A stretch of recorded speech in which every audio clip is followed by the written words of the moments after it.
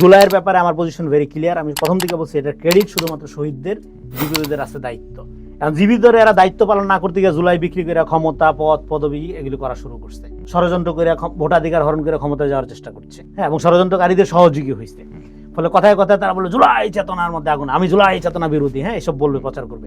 দেখা যাবে ও ছাত্রলীগের সাথে যুক্ত ছিল, দেখা যাবে ওর 15 বছর কোনো খবর নেই, কোনো লিগেসি নাই, অথচ ভিডিও বানাবে যে রেজাউল করিম রনি নামে লোকটি হ্যাঁ জুলাইদের অপমান করেছেন। ওর ব্যাকগ্রাউন্ড চেক করে দেখেন, অবশ্যই ও হয় গুপ্ত ছিল অথবা ও ছাত্রলীগের সাথে ছিল। ও চোখ তুল্লা 15 বছর তাকায় কথা বলে নেই। যারা জুলাই গণ অভ্যুত্থান, আমি বললাম যে নিকোলাই গুগলের পকেট থেকে যদি রাশিয়ান সাহিত্য বের হয়ে থাকে, গণ অভ্যুত্থান আমাদের পকেট থেকে বের হয়েছে। তারপর আমরা এটা কোনো ক্রেডিট দাবি করি না, ক্রেডিট শুধু শহীদদের, এবং এটাকে কোনো গৌরবের ব্যাপার মনে করি না। যেখানে বাচ্চা বাচ্চা শিশুদের আমরা রক্ষা করতে পারিনি, এইটা কোনো পলিটিক্স না।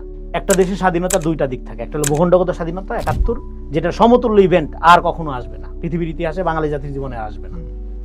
আর জুলাই ছিল আমাদের রাজনৈতিক স্বাধীনতা অর্জনের ব্যাপার, ভূখণ্ডের স্বাধীনতা প্রোটেক্ট করার ব্যাপার।